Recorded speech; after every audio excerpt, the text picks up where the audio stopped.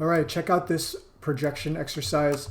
Very simple geometry, and I just projected an image on here. We're going to be using Layout Workspace, UV Editing Workspace, and Shading Workspace. Okay, and I'm just going to start from scratch.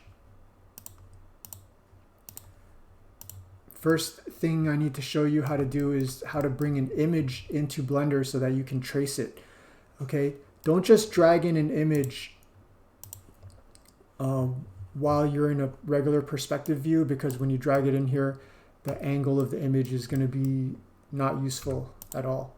I'm using tilde, and I'm making sure that I'm in a front view orthographic view, and now I drag the image in here. Okay, perfect. I'm going to hit G and just make sure that it's placed on the x-axis, and then I want to make sure that this image is semi-transparent so I can see through it, or that it's not so dark. Make sure it's selected in your outliner or in the 3D view, and go to the image properties. It looks like a little square with a mountain and a sun, and there's an opacity attribute. You have to check it and then scrub the value, and now it's a little more blended into the background. I want to push this image really far back, so I hit the letter G and then tap Y to lock it to the y-axis. Okay, doesn't really matter how far you push it back, because once you're in front view orthographic, it's going to look like the right size. Next, I want to take this cube and merge all the vertex points together. Okay, so I've got to be in edit mode. In the future, I'll just hit tab. But now that I'm in edit mode, I'm going to hit the letter M to merge all the vertex points to the center. Okay, so I hit M, and then there's a whole bunch of options. I'm choosing at center, and it looks like the cube just disappeared, but if you look really closely, there's a little orange dot. I'll tap the letter G and then move my mouse, and I'm relocating the orange dot. Okay, the origin point's way over here, so actually let me move this orange dot back over here, and then I'm going to switch to object mode and hit G and move the whole thing somewhere in the middle here, and now back to edit mode. Okay, I'm hitting G in edit mode, and I'm moving this orange dot somewhere, and I'm going to start tracing. Okay, let me orbit out to an angle for a moment so you guys can see that what I've been doing is extruding a vertex point while in front view, and I'm basically making like a flat cutout of this character. Okay, when you have a vertex point selected and you hit the letter E to extrude,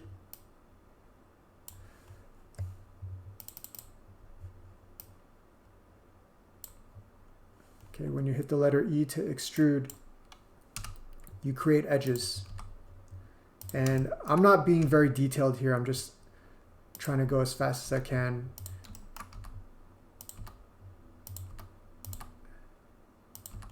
Okay, I hope when you guys do this exercise on whatever image you choose, that you try to just be a little more detailed than what I'm doing here. I'm trying to go fast because I just want to show this exercise.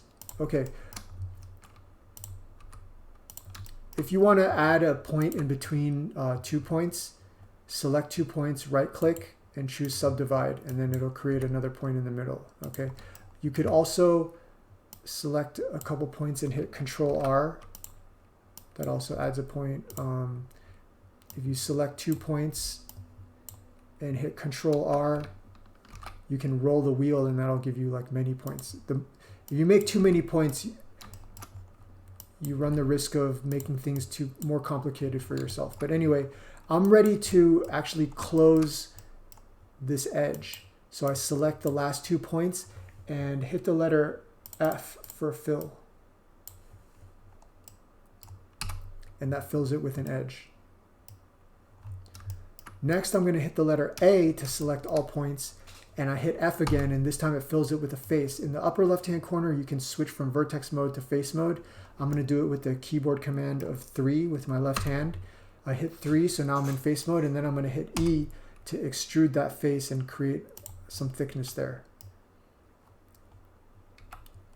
Okay, in the material tab, okay, it looks like a red beach ball. I can change the base color. Okay, I don't see the base color being shown here, so I hit Z and switch to material preview. I don't actually want this to be pink or any other color. I want it to have an image mapped onto it. So I need to go to the shading tab. Okay, shading tab is a tab at the top. It's a workspace. And in the shading tab, I'm going to hit Shift A, and in the texture submenu, I create an image texture, connect the color output to the base color input, and I click open, and here's where I bring in the image that I actually want to project on there. Okay, you don't even see anything happening yet because I haven't properly mapped the UV points. So now it's time to switch to UV Editing Workspace. At the very top, I switch to UV Editing, and I'm only going to select this front face, and whatever angle that you're looking at this face is going to affect how your UV points get projected. I'm hitting the letter U, and I'm going to choose Project from View. And you can see that that's the shape that I was looking down at it at. Let me tap Z and switch to Material Preview. Now you can kind of see the image is all skewed. It's kind of a weird spot. Well, how about I switch my view to front view, hit U and project from a front view. Now I get the exact shape that I want. Hit the letter A to select all points, scale it up, move it around, and now you've got it projected. Okay, I don't need to look at this image in the background anymore, so I'm just going to hide it. And now I've got a 3D model with the image mapped onto it. This is very important. Please try this with a variety of different images just to get really comfortable with this process of jumping between these different workspaces. Okay, what about the weapons on the side? Well, let me just save this.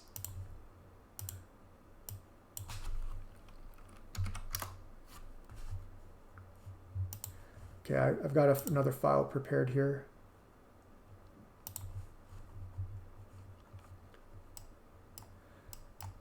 Okay, I created a cube and a cylinder. Let me go back to layout mode. The way to do that would be to hit, I'm in object mode, I hit Shift A and I create a cube. Let me just scale it down. I'm going to use SZ and try to get this like similar shape to that shoulder weapon. Okay, that's how I got that. Now let me delete it with X. In order to rotate it so that it kind of matches up, I think there's a few different ways to do it. The easiest way is to simply double tap R.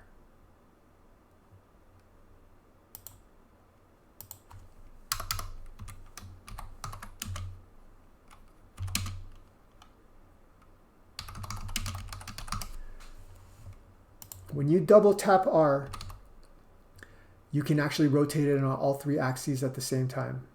Okay, and I'm able to get like a pretty good angle there, and then that looks pretty good.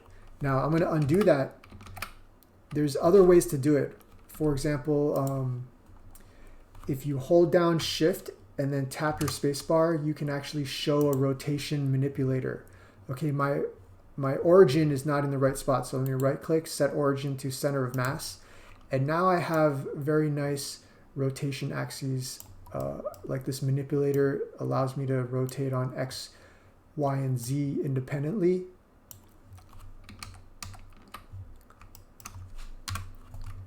I'm going to double tap R and just kind of adjust it, just eyeball it. Okay, now there's a drop-down menu at the top here which allows you to switch between different orientation spaces. If you're set to global, it's very possible that your manipulator doesn't match up with the actual rotation of your object, but if you switch to normal, then it respects the object. Okay, this is really useful for other transform attributes. For example, Shift spacebar, I can switch to show scale. I can now scale this along a certain axis, whereas if it was set to global, it just doesn't really match up. Okay, so that's really useful. I already set this cylinder up to be at the right angle. I'm going to center the origin there, and let's get back to global here. Okay, I'm selecting this face, and I just want to extrude this weapon. Okay, that's good enough. How do I project onto these two objects as well? Well, maybe I should just move. Let me hold down Shift and Spacebar, and I want to get rid of all the manipulators, so I go back to Select Box. Okay, that's a good spot. I'm going to rename it Rifle. This one I'll call Shoulder.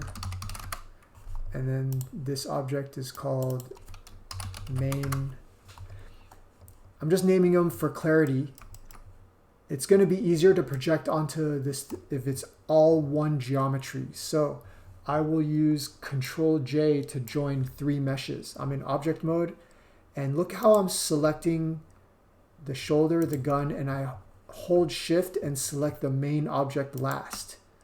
Now when I hit CTRL J, they all get merged into main. Okay, whatever you select last becomes the name that all the other objects get merged into. In the material menu, I've got these other materials. I don't need those. Those were for the cylinder and the cube. Okay, I deleted them, and you can see that the projection is incorrect because I haven't mapped those. Let's go to the UV editor. I'm selecting one face on the shoulder weapon, and then I use the letter L to select linked, and it's only going to select the faces that are adjacent to this object, to this face. I've selected it, and then let me close my N panel by hitting N, tilde front view, and then of course the letter U for project. It's perfectly projected at the right angle. I hit G, and I can scale those UV points up, and look at how I'm able to just get the image to match. Okay, I'm going to select a face on the weapon here, on the rifle, hit L, hit U, project from view. Sorry, I should have wrote that up here. U equals unwrap options. And we've been choosing project from view. So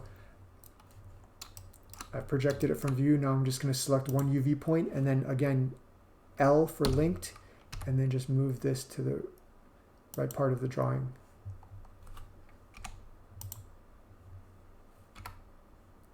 Okay, that's good enough for now.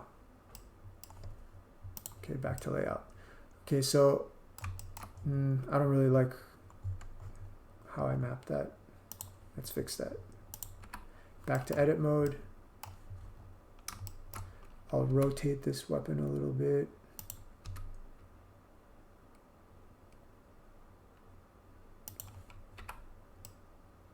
Okay, that's good enough.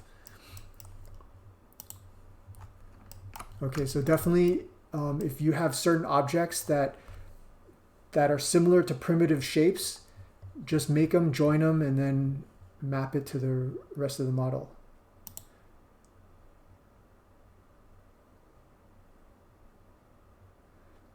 Okay guys, definitely experiment with this, and thank you for watching.